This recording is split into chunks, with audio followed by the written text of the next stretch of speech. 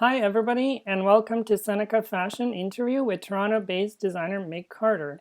My name is Zoran Dobrik, and it is my great pleasure to interview Mick, who is the designer for the brand Luomos Toronto, which is a gender non-conforming label based out of Toronto.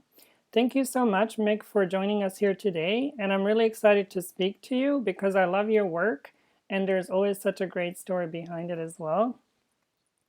Hey, thank you. It's fantastic to finally have a chance to sit down with you and chat. Thanks for having me. Thank you so much. I know you're really busy, but students will really appreciate the topic we're going to talk about. I think they're going to love it. So let's begin with my first question. So first question would be, what are some considerations that designers should keep in their mind as they design a non-binary collection? So would they have to consider fit, sizing, maybe look they're going for, or the fabric? So what are some of the tips that you could give?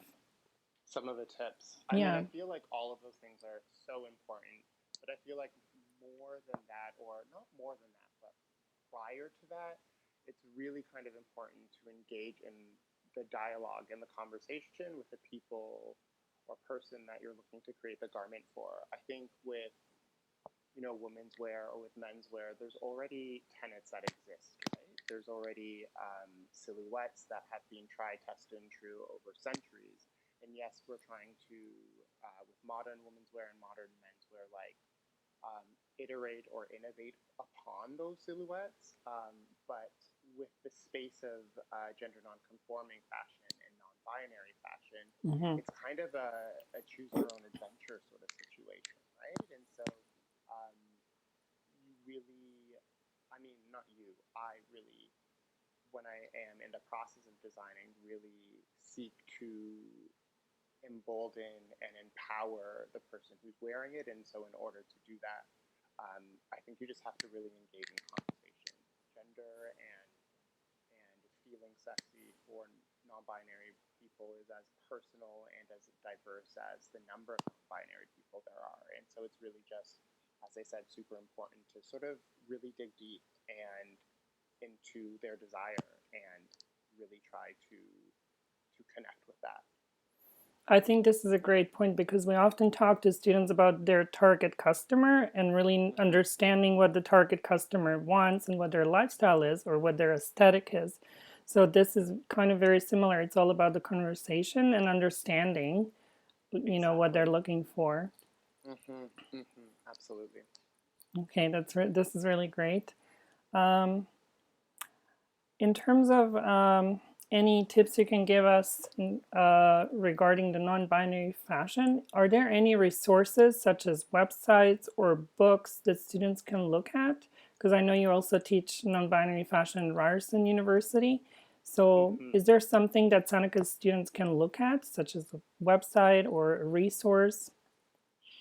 Yeah, I would say that first of all, teaching non-binary fashion, I was able to teach that. I think it was last year or the year before, and it was a phenomenal experience. And I think that um, some of the resources that we definitely used quite a lot of was just pop culture. I think one of the Mm-hmm. incredible and wonderful things about non-binary fashion and gender non-conforming fashion is that uh, it's just so part of the zeitgeist. It's so part of the Mm-hmm. conversation right now. And so, really being able to access the narratives and the politics and the opinions of folks that are really leading that charge, I think is so important in terms of like text that we used.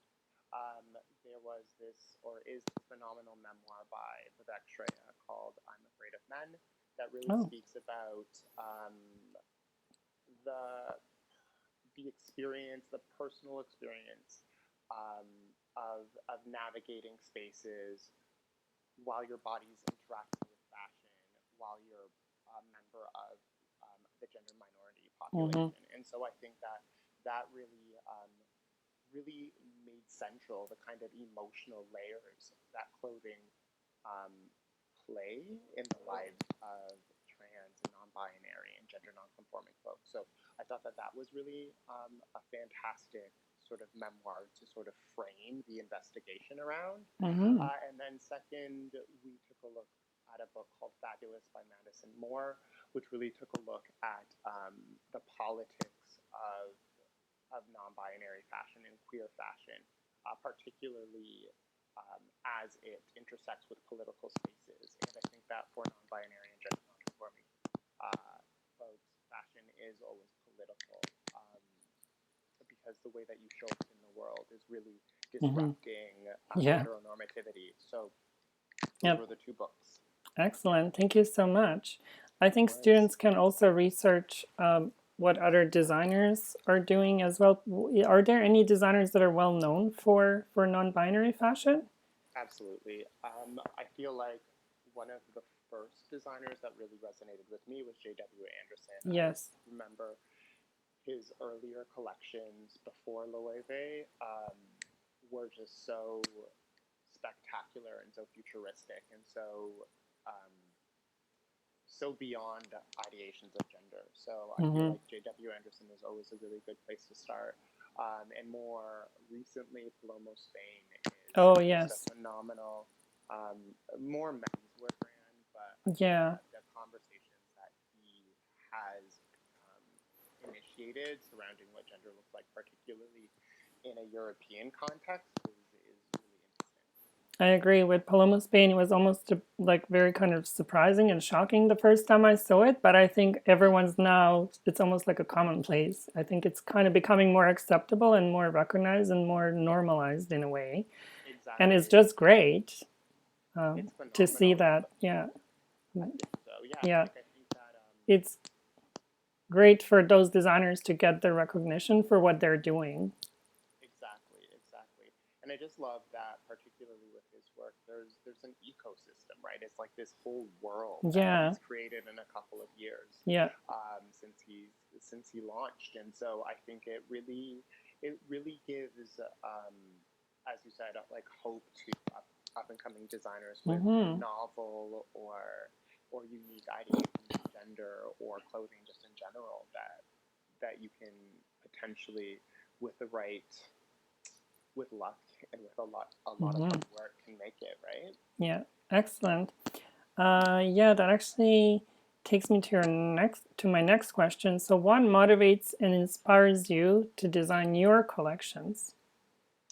It's a really good question. That's an excellent question, and I do want to ask you that same question, but I feel like because I love your work, but Thank I you. feel like, I mean, thank you for creating it. I mean, it's phenomenal. But in terms of what inspires my collections, it always really starts from a political or socioeconomic sort of um, critique, right? Like I feel like it's always for me like that kind of almost trigger, Mm-hmm. something that hits or resonates so deeply that the only response is a creative one. The only response that I can come up with is a creative one, and so I think that that has been such. I don't want to say phenomenal experience because usually it's not. Usually the kind of socioeconomic or political things that you're processing through design are not phenomenal. They're terrible, and so and painful, right? Yeah. And emotional. And so I think that in terms of those moments, they're transformative, but they're, as I said, kind of hard. So I would say that that is what is at the core or at the seed of every collection, and then it just kind of evolves or emanates from that. Like there are themes of futurity. I really love Afrofuturism. I Mm-hmm. think Yeah. the concept of what blackness or what race can look like in the future and how it can function in the future and how it can survive through this vacuum that we're currently in. I think that has always been really interesting. Um, Specifically, Deep Space Nine, Star Trek Deep Space Nine, Yes. great series, phenomenal series. So I would say that there's that. I think that my parents were always religious, and so I think that there are definitely themes of religion and sacrilegion, and so that has been, or sacrilege rather, So that's definitely been super Mm-hmm. inspirational. And then I would say also just the banal. I feel like that's really important. So what does it look like for a non-binary person to feel like their clothing is comfortable and reflects their identity when they go to the grocery store, when they go to the gym, when they are Mm-hmm. walking down the street, when they're taking the subway, right? Mm-hmm. And so I think that that sort of thought experiment has always really inspired me as well. I love that. I can also relate to that because to me, when I work on something, I always have to have some personal meaning behind what I'm doing. I think that's very important because if you only focus on profits and commercial aspects, you're not really expressing your artistic side and it's less fulfilling. So I always feel your collections have a deeper message and it's just more than fashion. So that's why I think a lot of people really respond to that and they can relate to that. So uh, I think that's really great that you're able to communicate with fashion and comment on bigger issues. So I think that's really great. Thank you. Thank you. Thank you. Okay, welcome. So the next question I have, I think the menswear and womenswear markets seem really quite saturated. So do you think that business-wise, non-binary market might be a good business opportunity or a good market to enter for a startup business? Mm, mm. Um, I think that's something that you said like a little bit earlier, like kind of resonates with that question or what I think of. And so I Mm-hmm. think you had said one thing that you really encourage your Seneca students to sort of think about is the idea of like who is your target customer, right? And Mm-hmm. so if your target customer happens to be a gender nonconforming person Mm-hmm. or a non-binary person or community, then Yeah. absolutely, I think it's a phenomenal space to explore from a business standpoint. Yeah. But I would say that if because the because designing non-binary clothing and gender non-conforming clothing is all about or very much about dialogue and very much about queerness, if that's not the if that's not authentically your lane, it might be a little bit it might be challenging to build a business in that space. So I would just say in response to that, if that is yeah, if you're fascinated, if you're committed, if you're engaged by, and if you want to lift up and support the non-binary community through fashion, absolutely. Mm-hmm. That could be a really wonderful journey. Okay, that sounds great. I think there's also a lot of possibility for custom work in this area Yeah, as well, right? Because you can really definitely. cater to the individual and so I think that would be a good approach there as well. So well said. Definitely so well Awesome. said. Okay, so I have two more questions. So my next one is you lived and studied in London, England. So what are your top two destinations that you really enjoy when you're in London that you would recommend to people that are maybe lesser known? or even well Lesser or known. even well known as well because probably a lot of students haven't been there, so top Yeah, destinations. exactly, exactly. Okay, I have a couple, but you went to school there, Yeah, I have a couple too. I'm wondering if they're the same. Okay, you go. Okay, how about you say one, and then I'll say one. You say one. Oh, okay. So I really like the Royal College of Art summer exhibition. I don't uh, know what that's about. Tell me about it's that. it's um, it's basically a biggest summer art exhibition, and it's just jam packed with amazing art, and Mm, it's a couple of months during the summer, and got it. it's really quite amazing. So I'd love to go there every year if I can. Okay, I don't okay. know. Yeah, that was one of Sounds mine. Yeah. I think okay. So, there's so many I can't even. I'm not even prepared for this question. They have the graduate fashion week. So the graduate fashion week is where you can see student work from all the different colleges in mm-hmm. around the world, really, but mostly from England. Sure, So sure, sure. that is absolutely mind blowing Yep. experience to go there. So, Yeah. did you go and did you attend a couple of Yeah, them? Were you there? I visited to see student work, and it was really quite Wow. amazing. Yeah, Yeah, yeah, yeah. No, I definitely on like Vogue Runway, like when they upload those shows, I'm just like, okay, I have all day to pick one yeah, of these yeah. pieces. I'm It's always so right. fresh. Yeah. Mm-hmm. Yeah. thoughtful. Like it's just so beautiful. Yeah, for Hmm. sure. I would say, and I know it's like the low hanging fruit. Tate Modern, is that what it's Oh called? Have you yeah, heard of it? Tate Modern. Yeah, I mean, I know it's a low hanging fruit. it's Fruit. um, Everyone needs to go there. It's yeah, incredible. it's It is. incredible. It's like I was like, I mean, the most I hear is sweet. Like it's cute. I really enjoyed it. But like when you go to Tate Modern, it's just Oh like God, it's like what cutting edge. what is it really is. It really, really is. I was Yeah, just like, wow, this. I guess is this art? Is this wow? Like yeah, it's unbelievable, right? So yeah, I would say that that would be one of the ones that I would say. totally.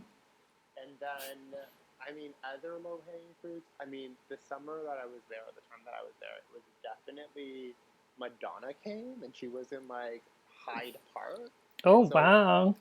it was definite, and it was like 40 pounds, which I mean, when you forget about the conversions, that seems like a good deal. No, it really is for Madonna. Yeah, yeah, And so I would say like really, if you're there in the summer, like really getting into like festival culture and park culture, I feel like that was really lovely. South London in general is, and the nightlife mm, there, I feel like that really captured my imagination. And so, yeah, I would say that those would be my go-tos. thank you. That sounds really great. You uh, saw one more. So you said I the think I think also geography. for students, if they were to do, I'm just thinking academically, if they were Yeah. doing their research, they should probably go to Victoria and Albert Museum. Also Mm, because it's free, and I mean yeah. all of the museums are free, so you might as well just go to all of them. So that would be the general, Multiple yeah, times, not just once. yeah, Yeah, free museums. I mean, they really should be free everywhere, but oh well. agreed. But oh well, I love it. Okay, so I have one last question, and it's sort of like futuristic. Mhm, Okay, so we can definitely see that young people are more open to non binary fashion mhm, and mixing up the gender codes. Do you mhm. think fashion will one day become fully genderless or non binary? Mm. I mean, I hope so. I mean, I was reading this article. I think it was today, and I may be pronouncing his name wrong, but I think his name's like Hussein Chalayan. You know what I'm talking about? Yeah, Hussein Chalayan. He's incredible. First of Oh, all, he's one wow. of my favorites. Yeah.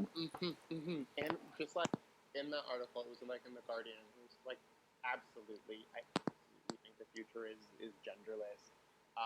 And because I respect him so much, I'm like, I guess I agree, but I guess like the fatalistic part of me is just like, you know what, misogyny is so. I mean, it's been around forever. I mean, Yeah. it's not as intense now, but it still kind of exists. Racism, like as it exists forever, it's now being brought to the forefront. But there's still ableisms. There's all of these isms, and I feel like they kind of intersect in a way to sort of make genderless fashion as a futuristic reality Yeah, I for agree. everyone. Yeah. Like it's I want to say it's improbable, but I am hopeful. I think it's maybe like long term, long term Very goals. long term. Hmm. There will be no Hmm. genders and no borders, and we will just all be humans on the planet. We won't be as divided. Exactly. So fashion is a form of socialism. I'm Yeah. into it. I'm Oh, I definitely love into that. it. Yeah. That's a great concept. Well, that's a really great final thought for this interview. And I thank you so much for taking the time to speak to me and Of give course. students at Seneca some great ideas to think about and tips. And we really appreciate your time and hope No to see you worries. again in the near future. Thank you so Absolutely. much. Absolutely. No worries. No worries. Thank you. Bye.